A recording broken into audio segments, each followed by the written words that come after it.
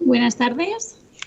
Hola, pues nada, buenas tardes a todos y nada, continuamos esta tarde de congreso en la cual ahora voy a pasar a presentar una mesa redonda en la que, bueno, como vamos enlazando el congreso, ahora ya vamos a hablar sobre perspectivas de futuro orientadas hacia el buen trato a las personas mayores, que es el tema principal de este congreso.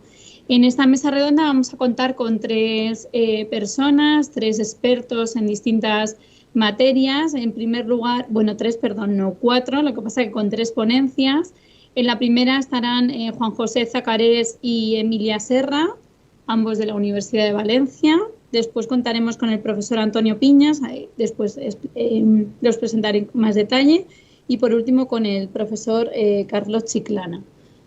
No sé, paso a presentar en primer lugar pues, a los ponentes don Juan José Zacarés, que es profesor titular en el Departamento de Psicología Evolutiva y de la Educación de la Universidad de Valencia. Es director del Máster Oficial de Psicogerontología y coordinador interuniversitario del mismo y tiene diferentes áreas de especialización, entre ellas el desarrollo psicosocial en la adolescencia y la adultez emergente, así como el desarrollo personal en la adultez y el envejecimiento.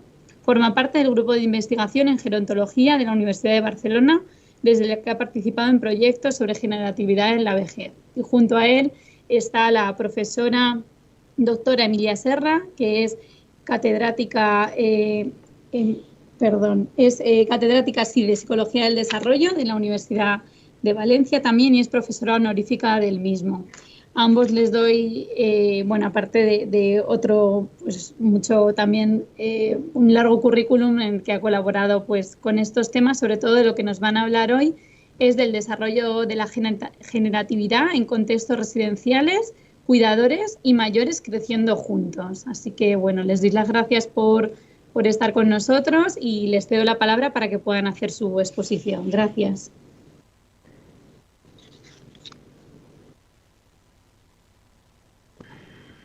Muy bien, voy a compartir. A ver.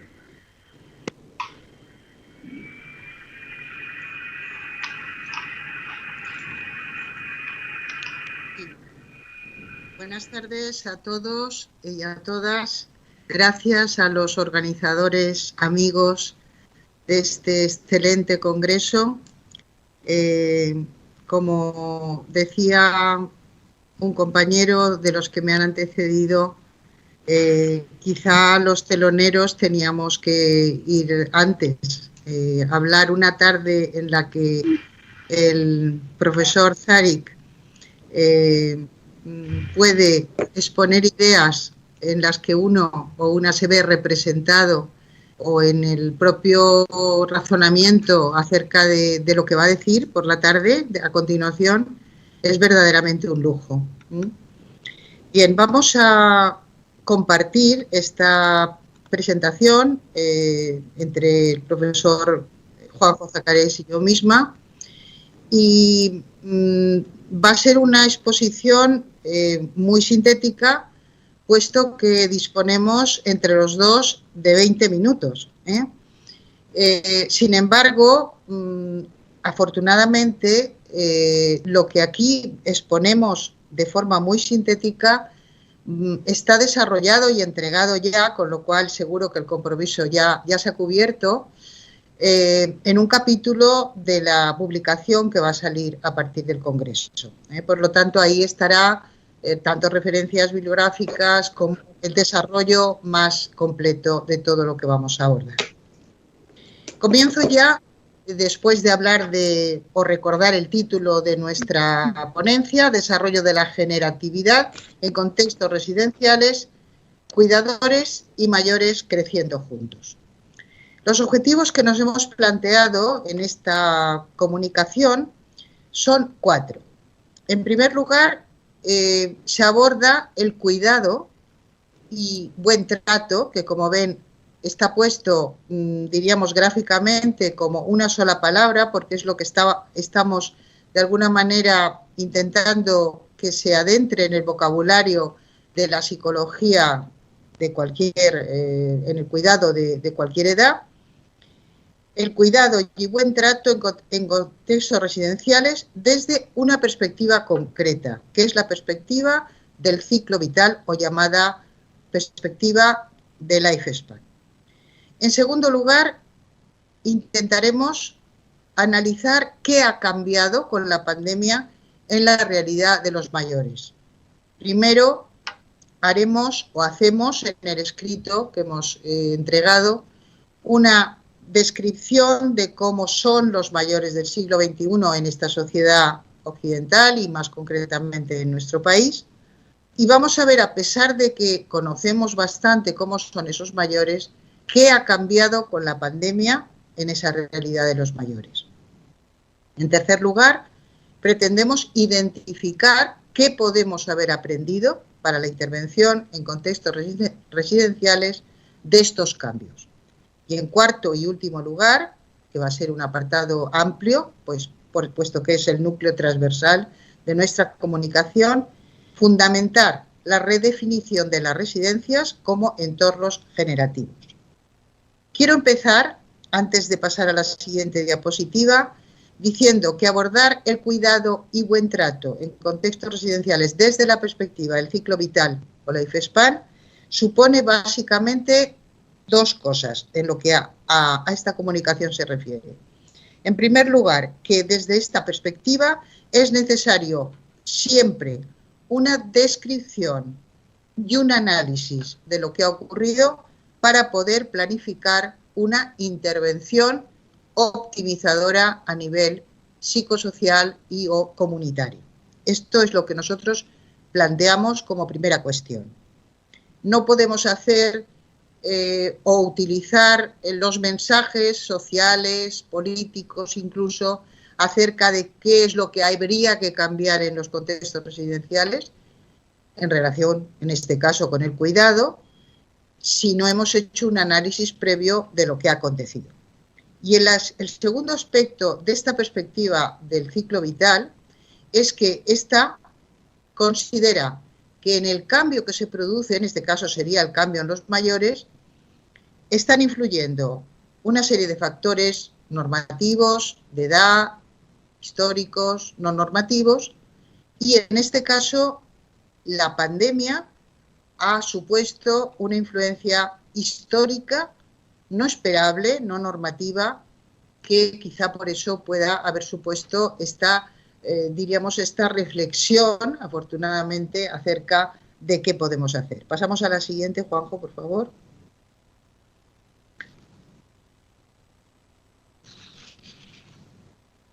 ¿Qué ha cambiado con la pandemia? Básicamente lo hemos reducido a 7 puntos.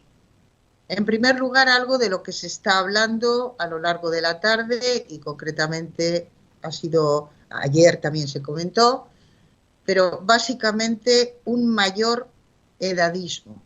Un mayor edadismo que viene caracterizado, en este caso, por la pandemia, con una discriminación por edad, sea en positivo o en negativo, y la utilización de la edad cronológica como único marcador de cualquier tipo de proceso, cuando sabemos que hay aspectos como la edad biológica y su fragilidad, la fragilidad de los seres humanos mayor o menor, independientemente de la edad psicológica como adaptación a los cambios, la edad social, la edad funcional, etc. La edad cronológica se ha convertido en el único marcador. No me resisto a recordar a todos los que nos están escuchando, que sois muchos, la frase desafortunada de hace 48 horas del coordinador de la pandemia. Una persona es más duro o es peor que muera una persona de 20 años que una de 90. Segundo, la disminución de las relaciones intergeneracionales presenciales. Evidentemente esto no hay ni que explicarlo. En tercer lugar, una paradójica valoración de la salud física frente a una menor valoración de la salud integral. Es decir, parece que lo que había que proteger era únicamente la infección y sus consecuencias y, por supuesto, la posibilidad de morir. Pero se han dejado de lado aspectos de salud integral, como es lo que ha, diríamos, ocasionado, los déficits que ha ocasionado la pandemia, como el sedentarismo, los cambios en la nutrición, los problemas de sueño, etc. En cuarto lugar, un apremio de la importancia del acceso y gestión de las nuevas tecnologías. No cabe duda de que en los mayores ya existía un progresivo acceso de a las nuevas tecnologías. En este caso, a partir de la pandemia, se ha producido realmente una urgencia además que ha afectado a todos los sectores, sean relaciones generacionales, sean relaciones sociales, sea incorporación de ocio, o sea todos los accesos a las instituciones a los que el sujeto se podía dirigir. En quinto lugar, el aumento de formas de ocio sedentario, pasivo e individual. En sexto lugar, una acumulación de pérdidas y duelos sin rituales que los acompañaran. Y esto nos lleva al séptimo cambio, la importancia que debemos dar de la mortalidad frente a la muerte biológica. La mortalidad es un tema filosófico, educativo, moral, en el que se puede trabajar en las propias residencias, se debe trabajar y sin embargo parece que ha quedado reducida ese sentido de mortalidad que podría haberse trabajado en contextos escolares, universitarios, de rituales antropológicos, ha quedado reducida a número de fallecimientos. Por favor, la siguiente. ¿Qué es lo que podemos aprender de lo que ha cambiado? Básicamente, yo lo he reducido a las siguientes cuestiones. En primer lugar, por favor, la importancia del fortalecimiento, de la necesidad del fortalecimiento de los vínculos familiares.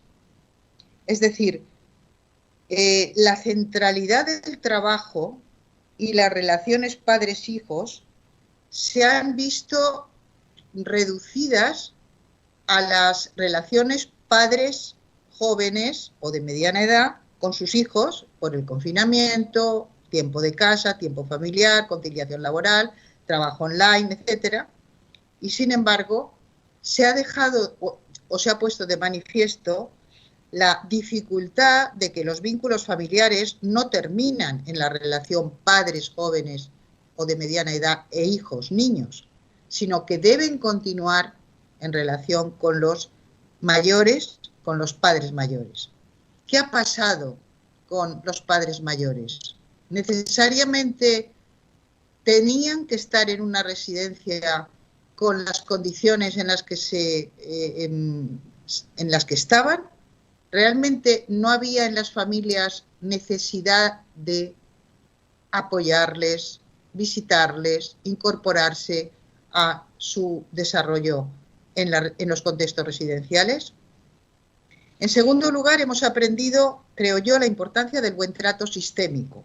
Ese buen trato sistémico quiere decir que tenemos que ser capaces de tratarnos bien, cuidarnos, tanto los diferentes niveles del sistema que somos el contexto residencial con familias, con personal de todos los niveles y con los propios sujetos mayores, y un cuidado integral, que es la propuesta que hacemos, como núcleo de intervención psicosocial, para pasar de ahí a considerar la necesidad de entornos generativos.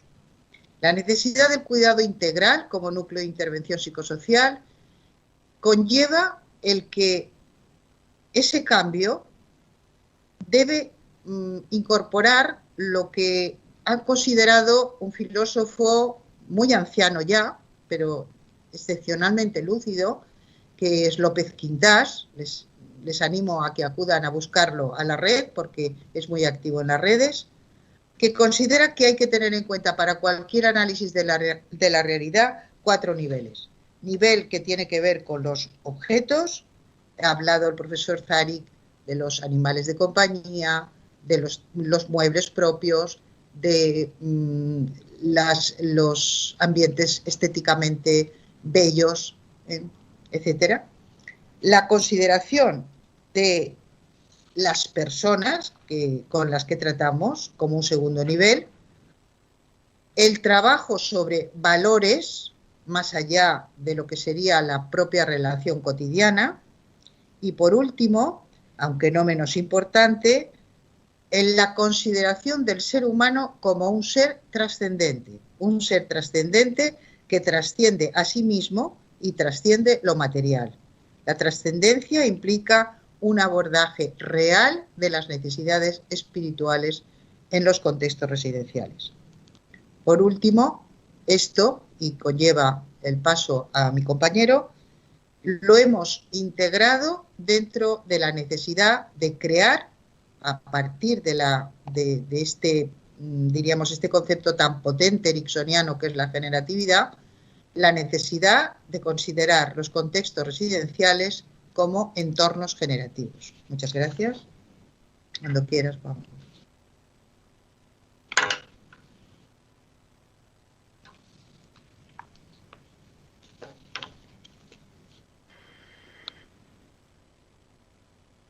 ¿Me oís? ¿Me oyes? Sí te oímos, pero no vemos tus referencias, tu presentación. Sí, a ver. A ver que ahora...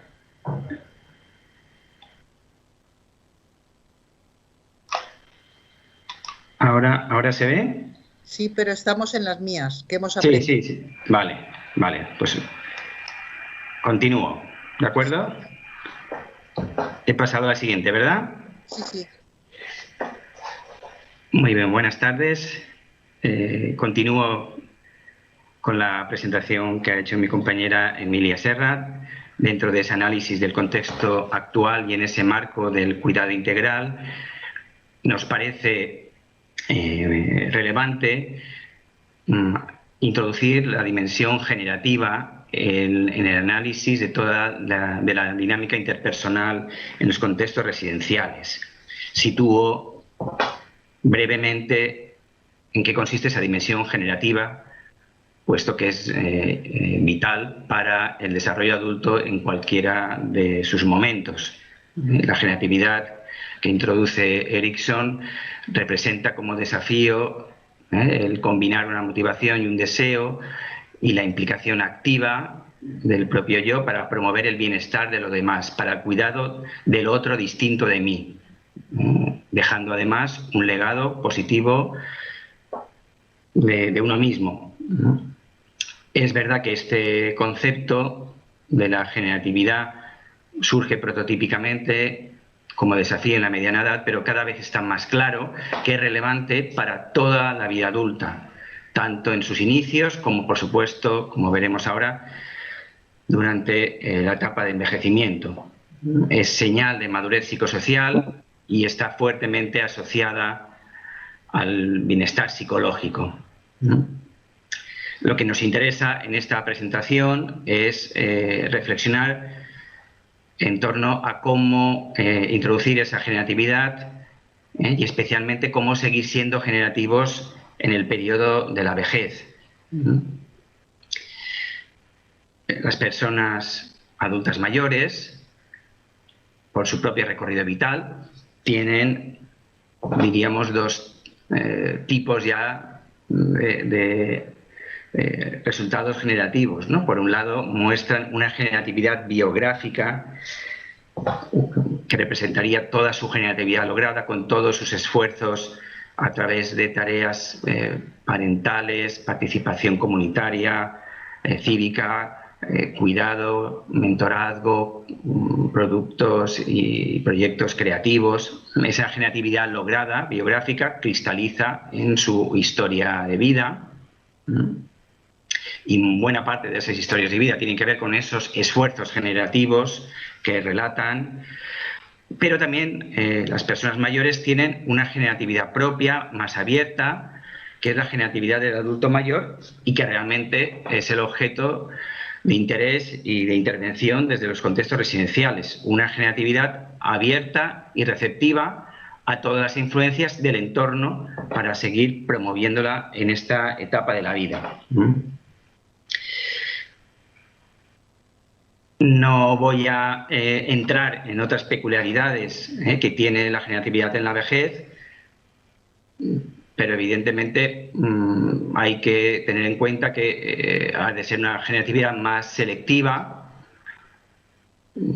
ha de ser una generatividad que también ha de integrar la propia necesidad de ser cuidado por otros.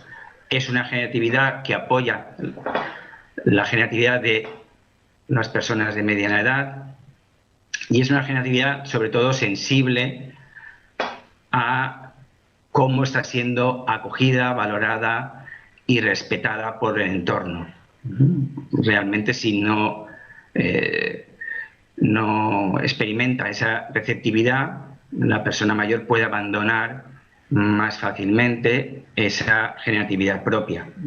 No se valora ni se acoge positivamente lo que puede aportar.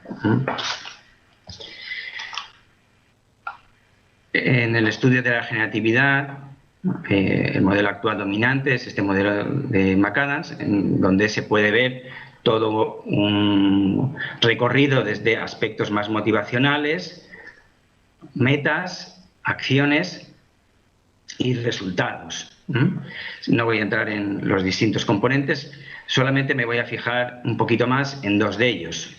Uno es el de la demanda cultural, el de las expectativas que tiene la sociedad, el entorno, de que alguien que ocupe un determinado rol, un determinado lugar en el ciclo vital actúe y se comporte de modo generativo.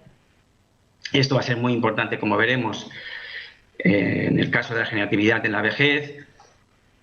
Y también, como decía antes, el factor de percepción, de cómo percibe la propia persona que está siendo valorada su acción generativa. En la medida en que se dé esa percepción positiva, habrá unas consecuencias en su bienestar, o por el contrario, si está siendo percibida negativamente, no habrá ese efecto positivo que se ha demostrado en tantos trabajos, ¿no? Y en tantas situaciones del adulto, ¿no?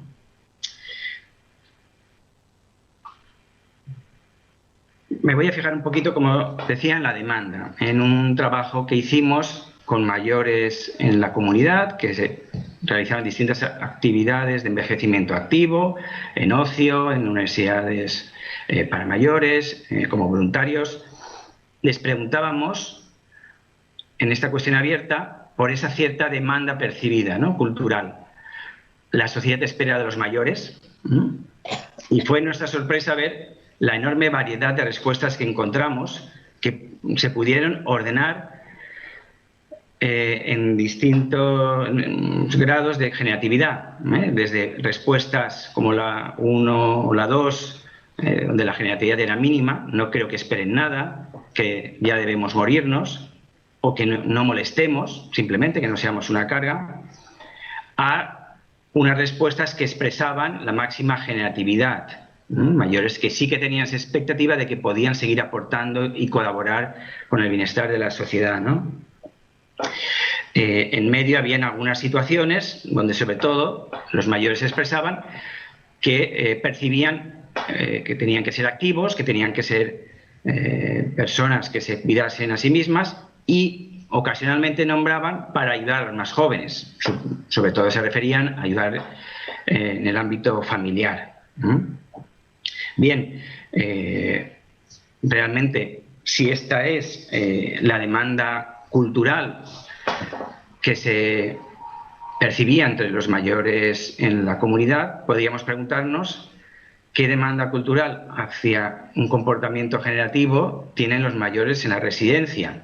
Si ya seguramente es más baja entre los mayores que en la mediana edad, pues todavía suponemos que es más baja la demanda cultural en las residencias respecto a los comportamientos generativos, ¿no?, de los mayores. Realmente no se ha investigado, no sabemos, es una hipótesis, ¿no? Sí que es verdad que en otro trabajo, aquí sí que preguntamos a mayores en residencias, valorábamos su interés y su generativo y su comportamiento generativo. Sí que había, seguramente por esa mayor demanda cultural percibida, ¿no?, una generatividad mayor entre los mayores que eran voluntarios, en segundo lugar entre los que no eran voluntarios, y en tercer lugar el interés generativo era más bajo en los mayores en residencias. Sin embargo, lo que nos llamó la atención era cómo los mayores en las residencias sí que mantenían un cierto interés generativo, una cierta deseo, una cierta motivación de contribuir al bienestar de otros, pero parecía que no tenían oportunidades ni medios para expresar esa generatividad, ¿no?, con un descenso mucho más grande en sus conductas reales de tipo generativo, ¿no? Y eso nos llamó la atención, y realmente este desfase generativo, este desfase entre la motivación y la conducta, hasta qué punto creaba una frustración generativa, ¿no?, en los mayores en las residencias por esas barreras que podían tener para expresar su generatividad. Ayer decía la profesora Gemma Pérez Rojo, y se ha vuelto a insistir hoy también en la intervención anterior, de cómo no infantilizar es tratar como adultos. Pues bien, yo creo que en este caso también supone tratar como adultos el tomarse en serio el potencial generativo de los mayores en las residencias.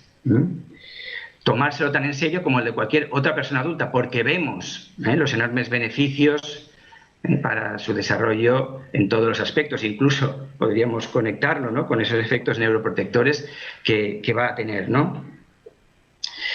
En ese sentido, lanzamos la profesora Emilia Serra y yo esa idea de cómo las residencias podrían convertirse en entornos verdaderamente que potencien la generatividad de todos los implicados, ¿no?, que hagan realidad ese principio de la ética generativa, ¿no?, que formulaba Erikson: haz a otro lo que promoverá su desarrollo tal como el otro promueve el tuyo propio. Y aquí no es que se actúe solo es para promover la generatividad de los adultos mayores residentes, sino para incidir y potenciar en la generatividad de todos los colectivos que están implicados en la residencia, porque todos son adultos y en todos existe ese desafío generativo, ¿no? En el caso de los adultos mayores residentes, por supuesto, preguntarnos si se puede aumentar esta demanda cultural residencial, si realmente se toma en serio, que haya expectativas de que continúen aportando,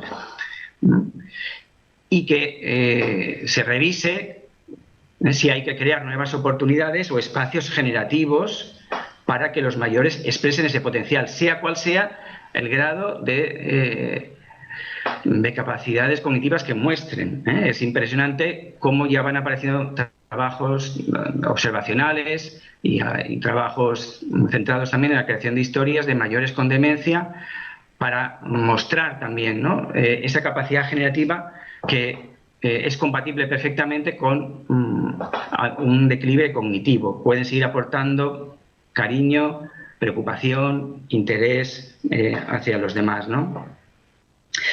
Las vías pueden ser muy numerosas, desde validar y elaborar esas historias de vida que quedan como legado, el tomarse en serio todos los programas intergeneracionales, actividades con familiares, que los propios mayores con más competencias asuman roles de cuidados cotidianos de otros. Seguramente aquí se trata de hacer lo que ya se hace en muchas residencias, pero con un sentido nuevo, y de crear nuevas oportunidades si se valora, ¿no?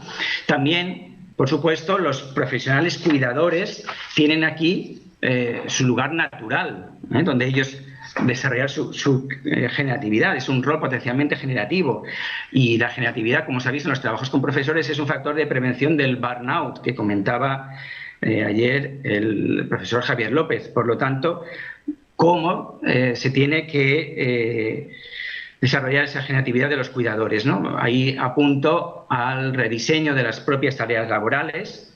Cuanto más desafiantes, mayor autonomía tengan esas tareas laborales, mayor motivación intrínseca pueda haber, acabará redundando en la motivación generativa y ella a su vez repercutir en la mayor satisfacción laboral, ¿no? Esto, por tanto, toca temas organizacionales que salieron ayer y, por supuesto, fortalecer el sentido generativo que tiene ese trabajo, ¿no? Reconocer en mí mismo como profesional cómo me ha beneficiado y cómo ha desarrollado mi propia generatividad y, por supuesto, cómo puedo atender mejor, desde esa perspectiva del cuidado integral, las necesidades en todos los ámbitos que tienen las personas a las que cuido.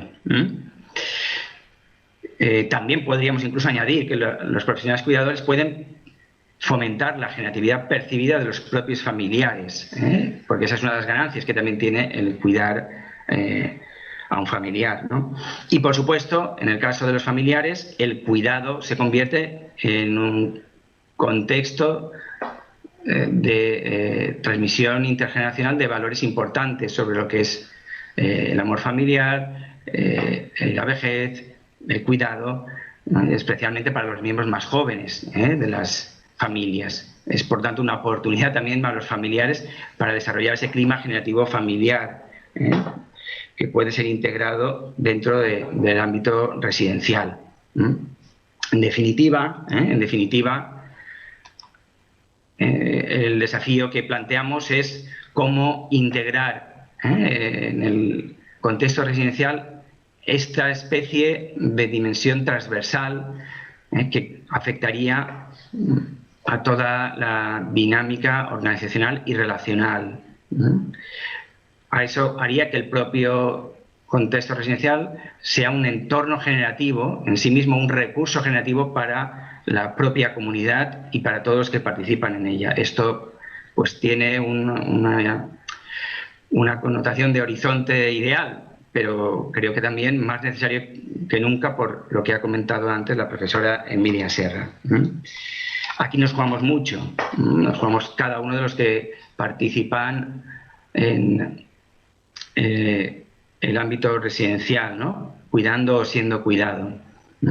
Son los cambios que hemos provocado en las vidas de los demás lo que determina el significado de la nuestra. Pues cómo podemos convertir a los entornos residenciales desde esa vertiente generativa que acaba tocando prácticamente todos esos aspectos de buen trato que se han ido comentando. Muchas gracias. Quedo a la disposición luego también de cualquier pregunta. Muchas gracias por parte mía también.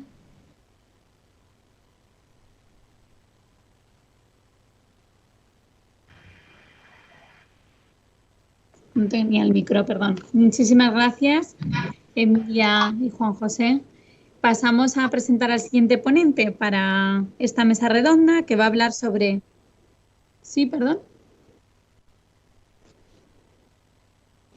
La tengo puesta. La tengo puesta.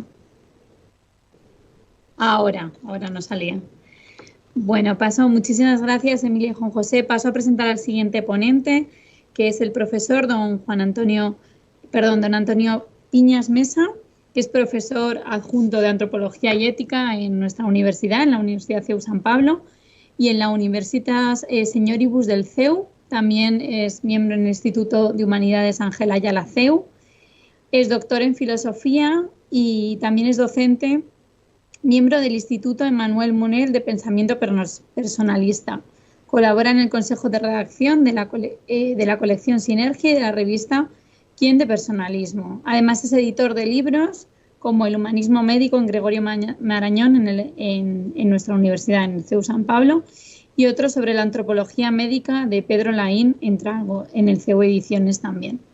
Él nos va a hablar sobre la ética en el siglo XXI y el buen trato a las personas mayores. Gracias, Antonio.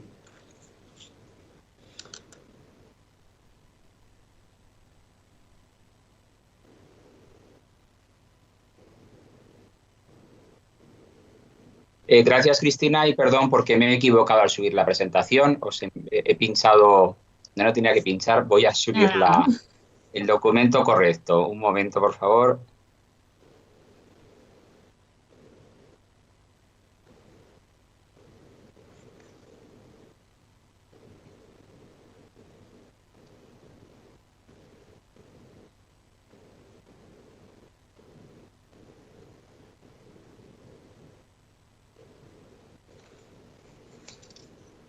Espero que al seleccionar se quite esta. Es que no sé cómo quitar la que he colgado por error.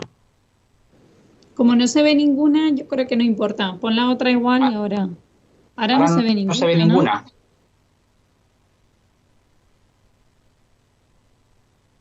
Claro. Vale.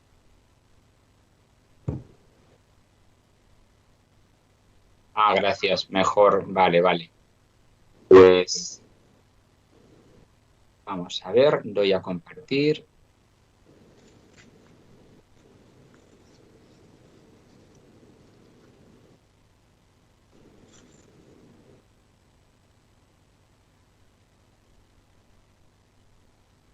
Sí.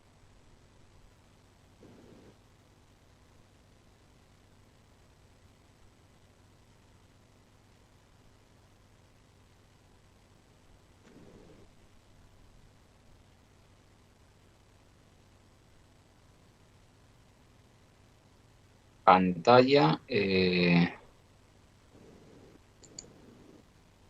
Me aparece un documento, la posibilidad de compartir un documento. No es esa la opción.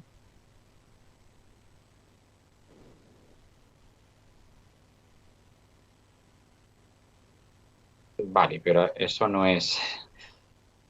Ahí sale el escritorio. Vamos a ver. Bueno, si quieren ir haciendo alguna pregunta, luego nos la van a pasar a través del chat y podremos luego hacer alguna con respecto a los ponentes de esta mesa redonda. Si alguien quiere ir haciendo alguna pregunta. ¿Sí? ¿Ahora se ve?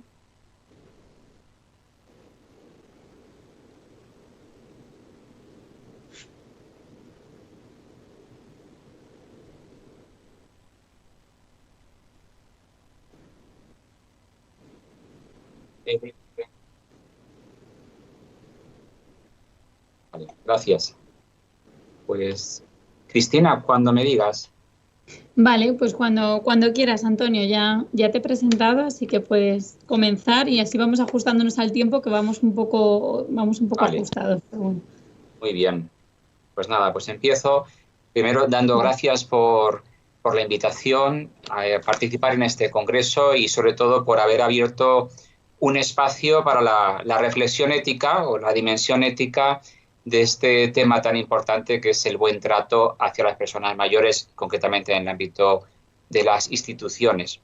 Es un tema ético, sin duda, porque cuando hablamos de buen trato estamos hablando del principio del bien, del principio de la dignidad o el trato digno.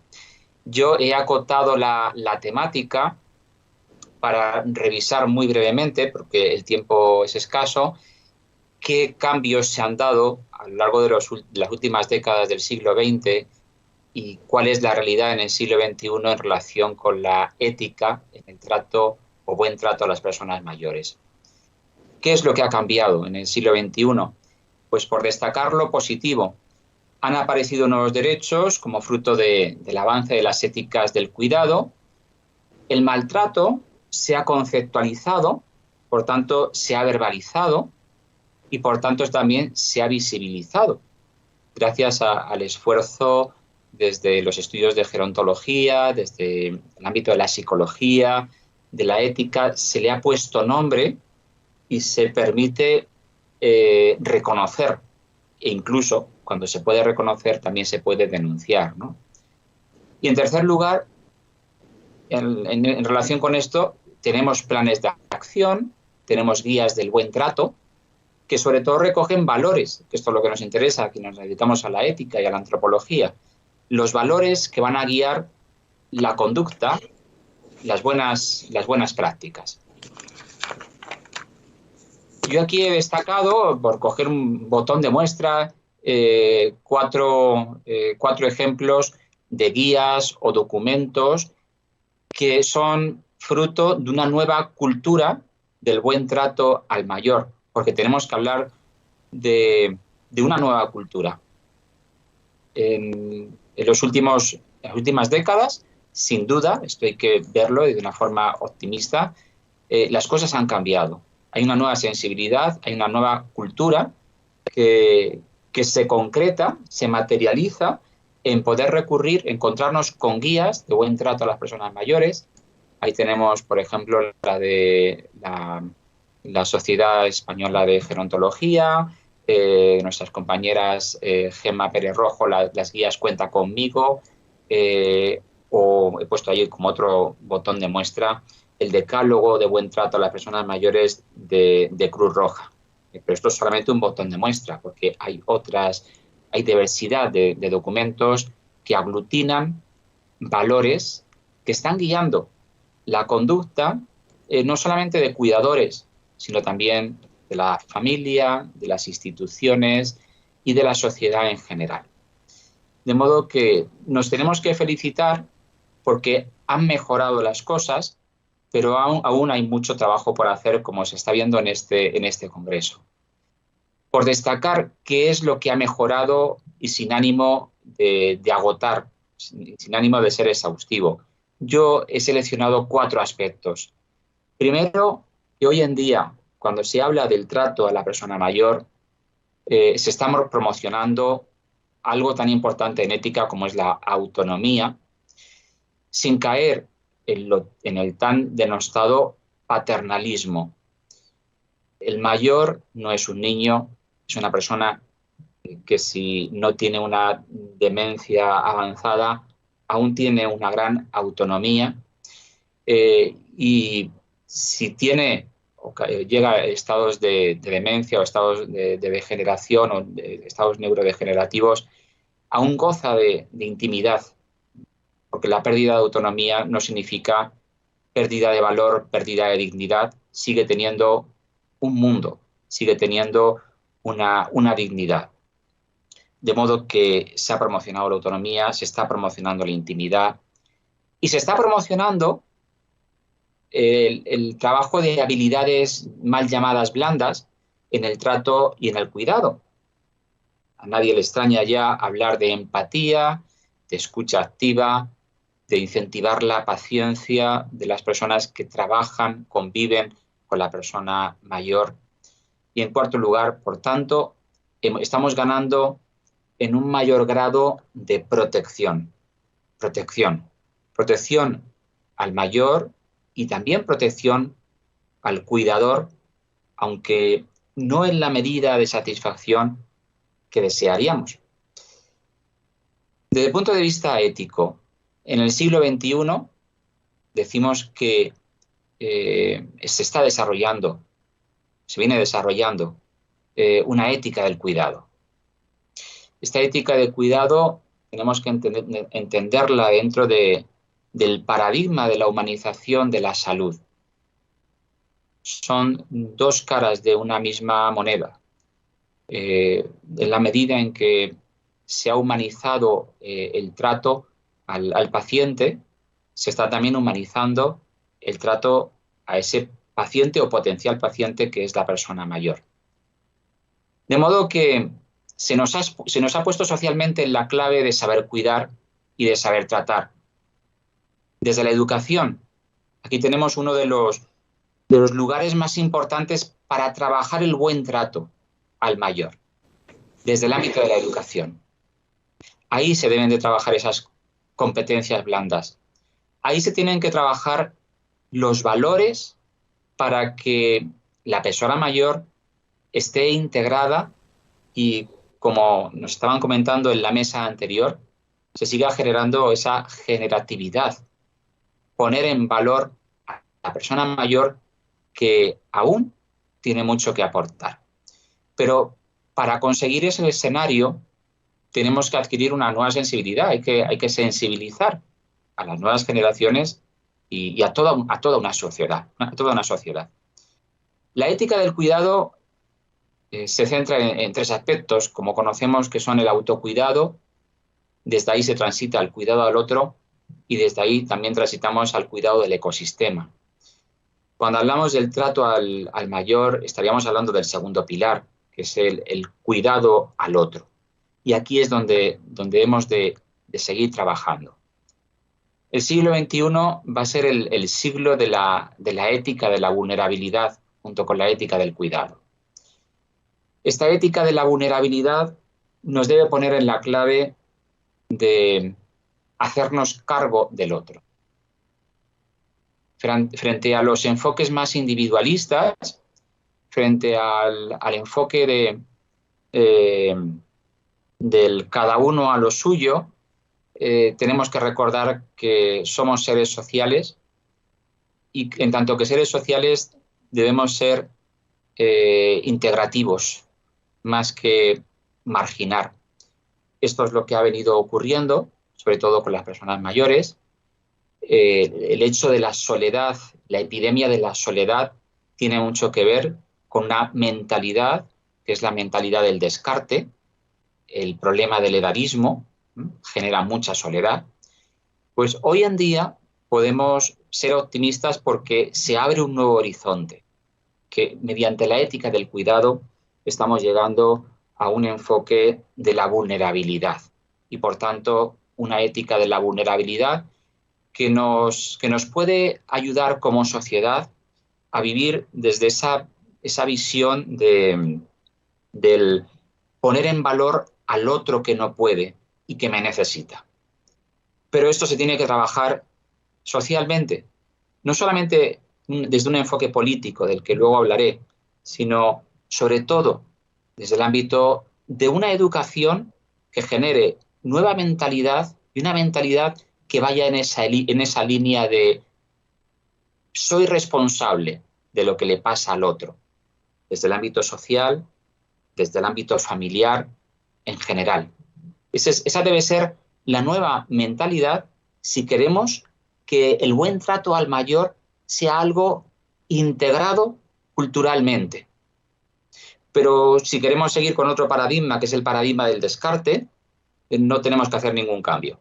Tenemos que seguir trabajando en esa línea de cada uno a lo suyo, una ética del individualismo, pero por ahí llegaremos a esos escenarios que no nos gustan, que no nos han gustado y que son los que han promovido la ética del buen trato.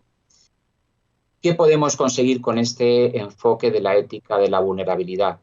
Pues sobre todo conseguiremos una corresponsabilidad frente al individualismo, un sabernos responsables de lo que está ocurriendo a la persona que vive puerta con puerta, que posiblemente viva sola y que muchas veces, como llegan noticias, muere sola y se descubre su muerte después de mucho tiempo.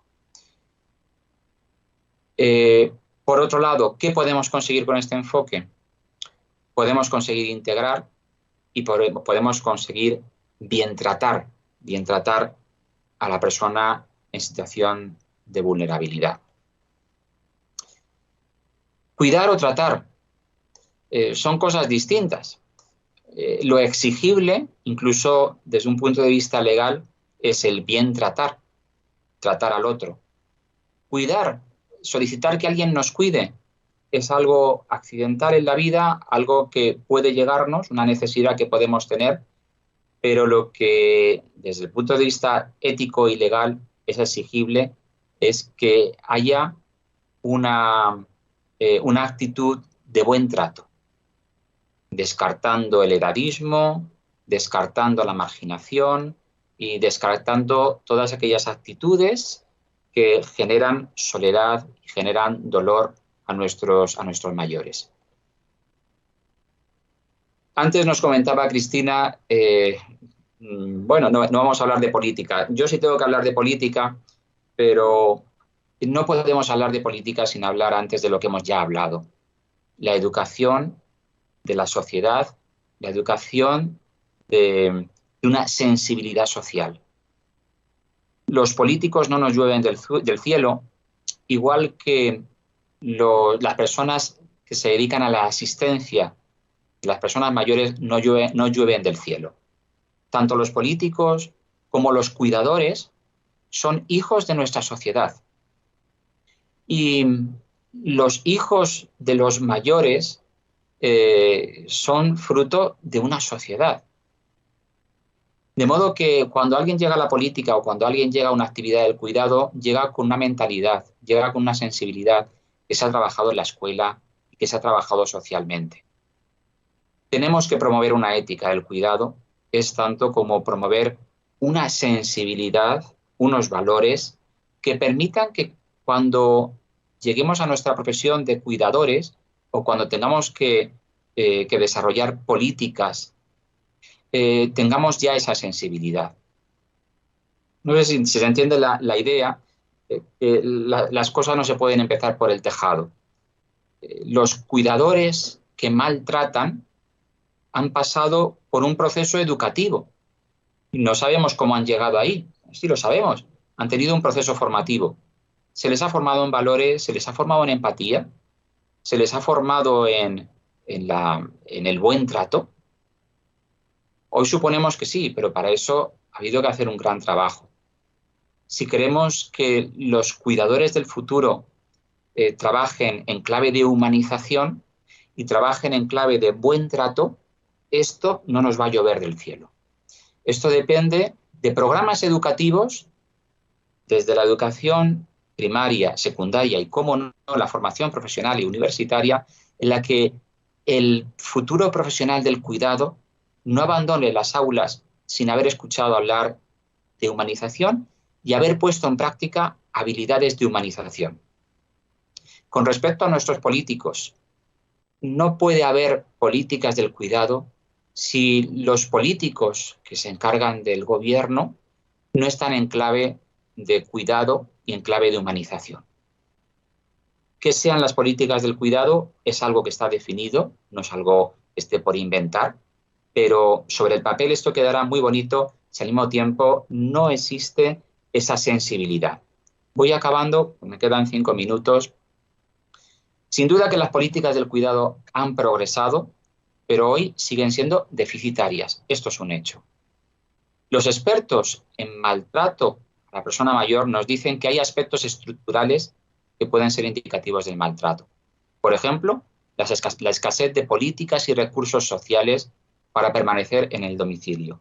Yo quiero acabar con esto, pero no quiero acabar de forma pesimista. Esto es una posibilidad de maltrato, que la persona mayor no tenga opciones, que quienes cuidamos a nuestros mayores no tengamos opciones para personalizar cómo la persona mayor quiere acabar su vida, dónde quiere acabarla, cómo quiere vivir sus últimos años. No tener alternativas es una situación de maltrato. Por eso, si queremos personalizar nuestro modo de vivir, nuestra vejez, se me tienen que dar alternativas. Escoger si quiero ir a una residencia o no. Y si quiero ir a una residencia, que en esa residencia yo pueda vivir desarrollando mi proyecto de vida, concretamente mi proyecto de vivir mi vejez en propio.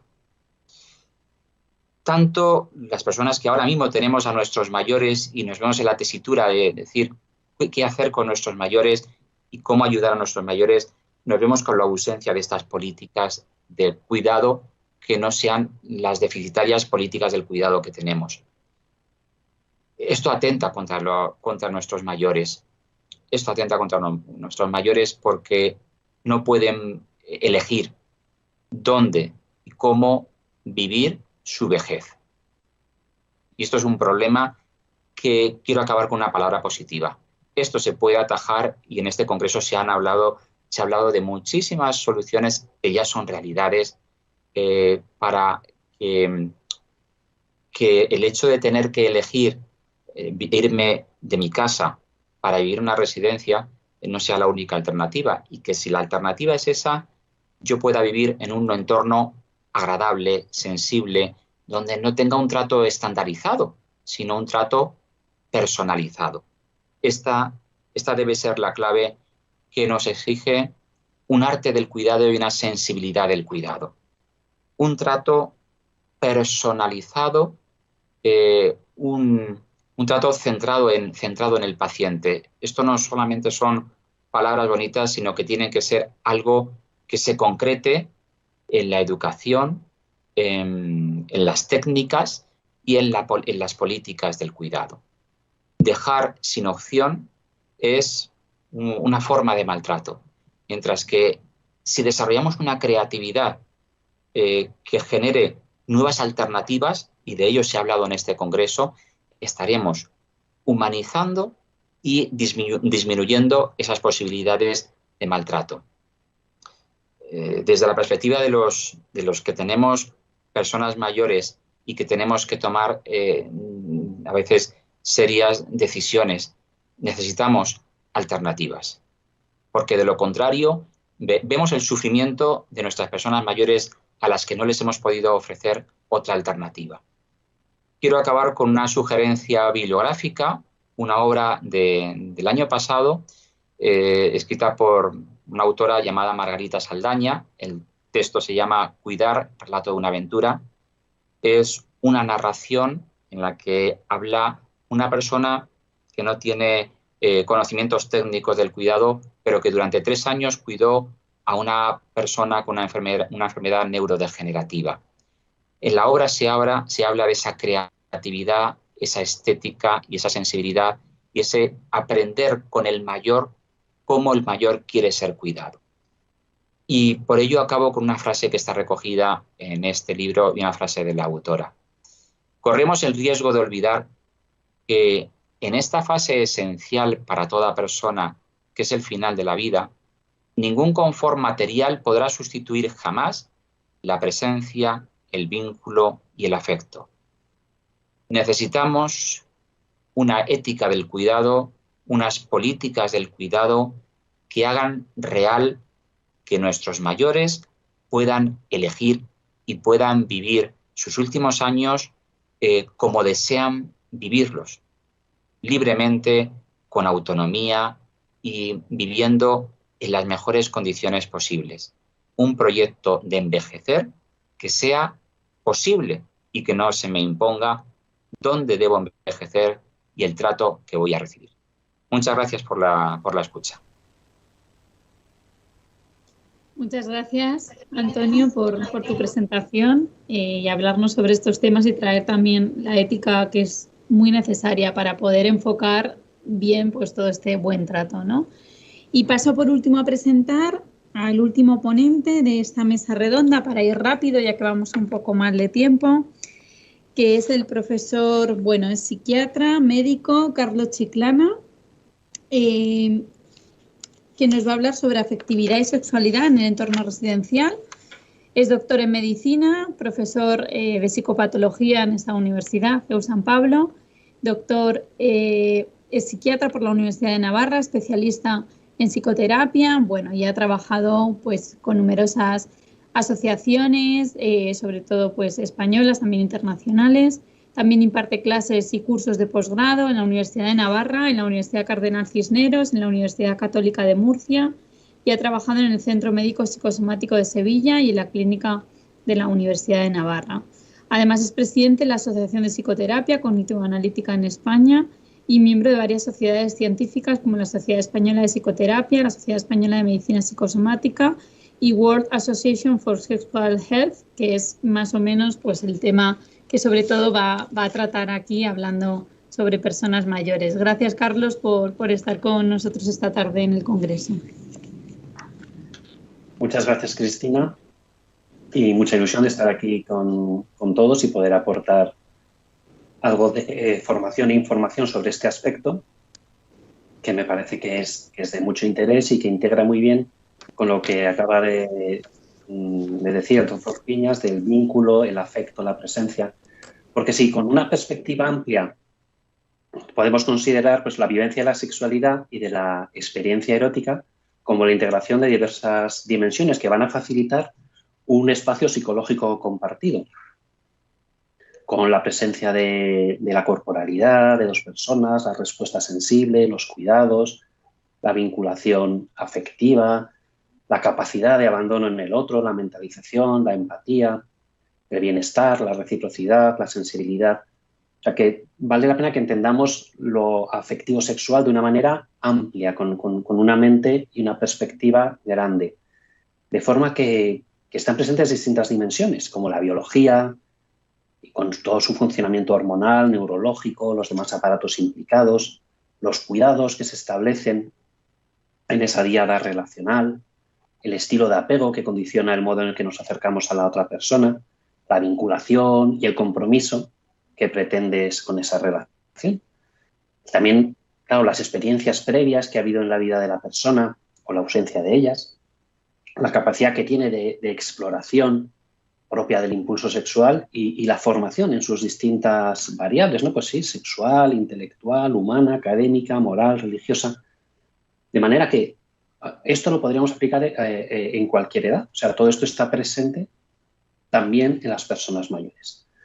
Porque la sexualidad y el deseo de intimidad son esenciales a lo largo de la vida del ser humano, desde la infancia hasta su término.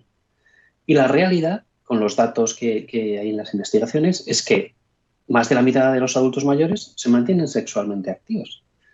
Y aunque esa proporción pues, varía en función del intervalo de edad, de la presencia de alteraciones físicas, cognitivas, psicológicas o neurológicas, la realidad es que está presente, ¿no? Y a veces pues no es tanto una actividad sexual de relación sexual, sino pues una relación afectiva cercana en la que están presentes, pues, como decía, muchas variables, muchas dimensiones.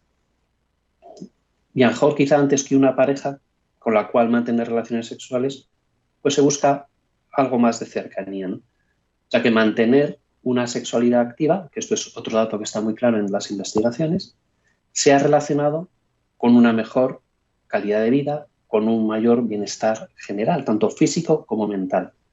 Pero insisto en tener bien asentado que lo afectivo sexual es mucho más que la mera relación o una práctica sexual, sino que incluye todas esas dimensiones que he mencionado. Y si consideramos el entorno residencial, con todas sus variables, posibilidades, pues yo les animaría que es que lo veo como una gran oportunidad para promover la afectividad y la sexualidad en esta etapa de la vida.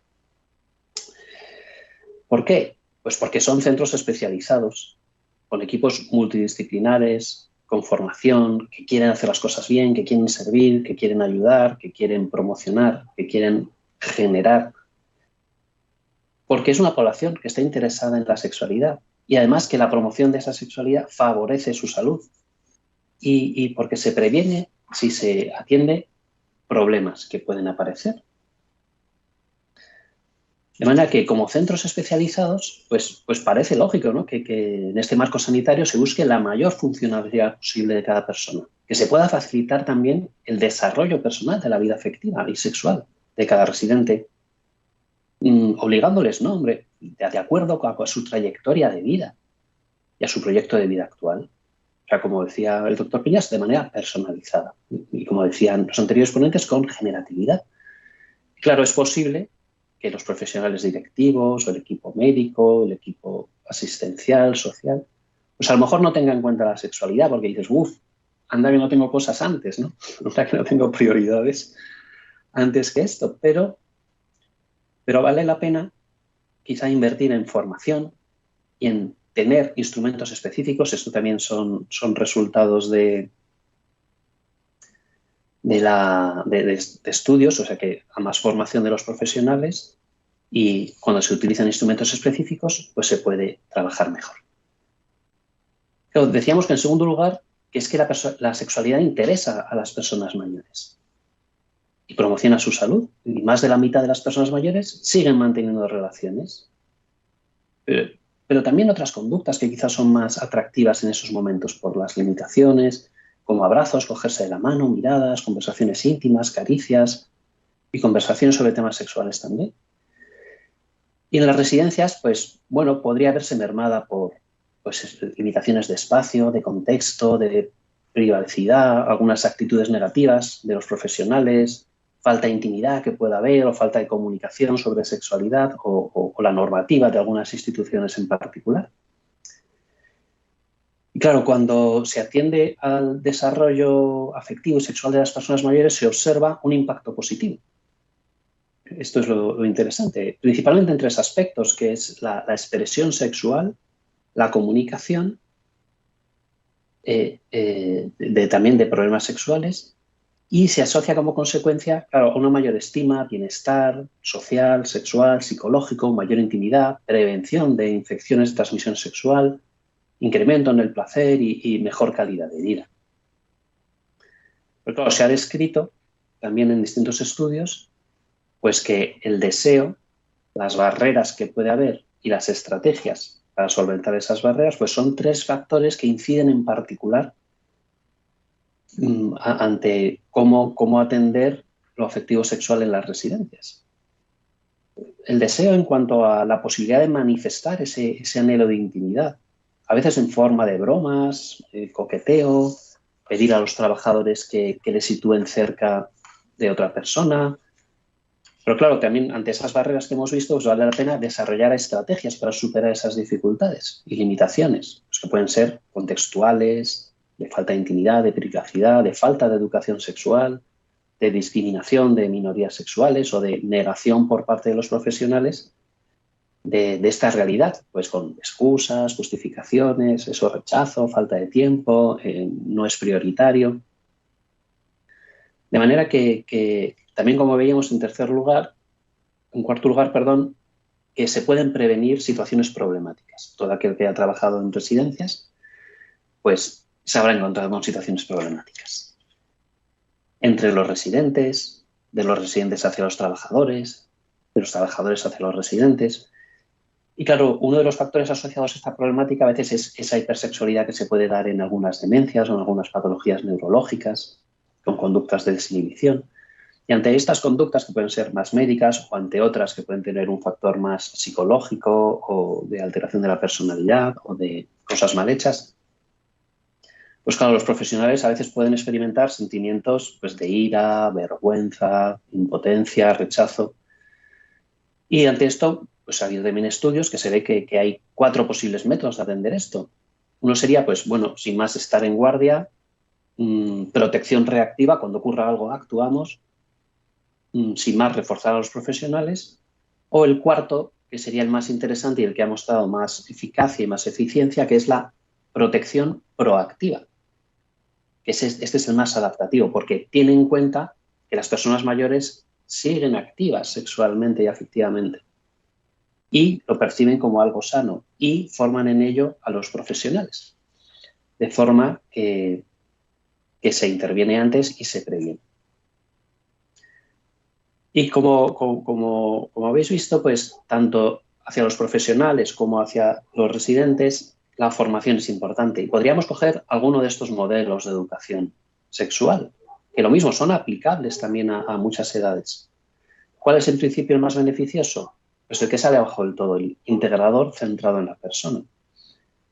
Que como pueden ver ahí, pues tiene unas características, pero que favorecerá que los residentes, los familiares, el equipo asistencial se encuentre en constante formación progresiva sobre la sexualidad y, como ha salido tantas veces en este congreso, para esa persona concreta, porque a una le puede interesar mucho, a otra no le puede interesar nada, una es más afectuosa, otra es menos, a una le gusta el contacto físico, a otra no, de manera que se pueda aplicar también la atención personalizada en este campo.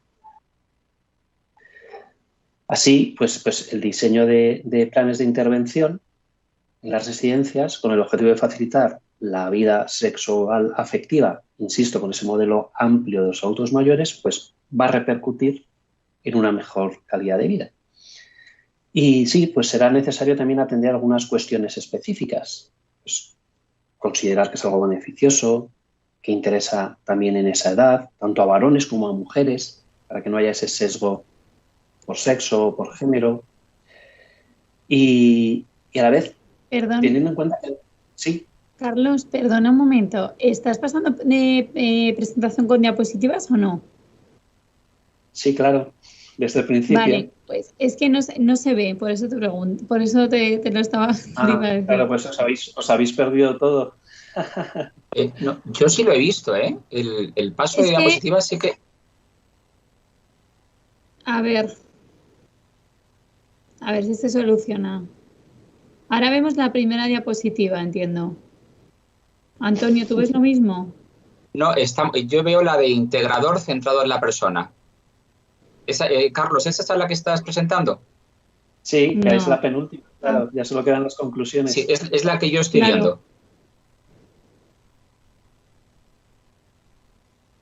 Bueno, ya da igual.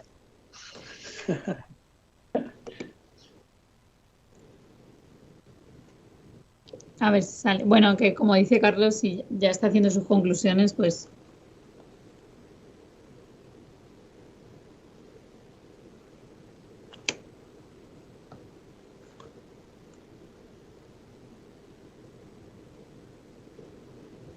Ahora sí que se ve.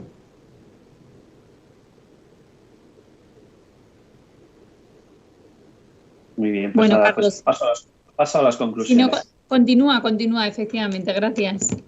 No, nada, ya paso a las conclusiones que ya iba a terminar. Bueno, termino con había algunas variables a las que atender, que son las limitaciones físicas, la amplitud del grupo social, el lugar de residencia, la cultura en la cual se convive, el sentido de pertenencia al grupo, el estilo de comunicación, el nivel de educación, la inteligencia, tener pareja o la forma física, son variables que se han encontrado que son significativas a la hora de atender esta realidad. Y claro, luego en casos patológicos, como hablaba de la hipersexualidad en demencias, por ejemplo, pues será necesaria una intervención específica. Y también respecto a las infecciones de transmisión sexual, que uno puede decir en las personas mayores, en las residencias, pues sí, también es importante los médicos y las enfermeras principalmente que estemos más pendientes, porque hay una menor preocupación, se da un no uso del preservativo aunque se tengan relaciones esporádicas o con otras personas desconocidas, o se consuma prostitución a veces, y de hecho hay estudios recientes del año 2020 donde hay un aumento de las infecciones, ¿no?, de clamidia, de sífilis en porcentajes importantes. En fin, como conclusiones, pues que es necesario conocer la percepción de la sexualidad, las expectativas y los deseos de las personas concretas que se atienden en el entorno residencial, con sus características específicas de salud física, mental, vida familiar y sexual previa. Lo segundo, que vale la pena diseñar, promover e implantar programas de formación sexual para personas mayores, aunque pueda parecer algo como muy lejano, pero suelen mostrar interés. Y que vale la pena también diseñar, promover e implantar programas de formación sexual para los profesionales de los entornos residenciales, tanto los relacionados con la salud como los asistenciales y de cuidado. Y por último, que es necesario también promover que cada entorno residencial disponga de un programa específico de intervención ante las distintas situaciones relativas a la expresión de afectos y a la vida sexual de los residentes, tanto para las naturales como para las patológicas, ilegales o abusivas. Pues nada más, muchas gracias, y la presentación, que era muy bonita, la había preparado con mucho cariño, pues la puedo mandar a quien quiera. Muchas gracias. Gracias, Carlos. Sí, yo creo que podemos intentar que la presentación quede quizá colgada, ¿no? Ya lo solucionaremos, vamos a intentarlo.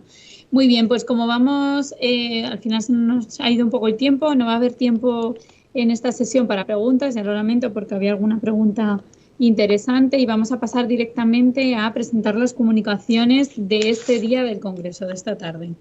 Simplemente un momentito, por favor.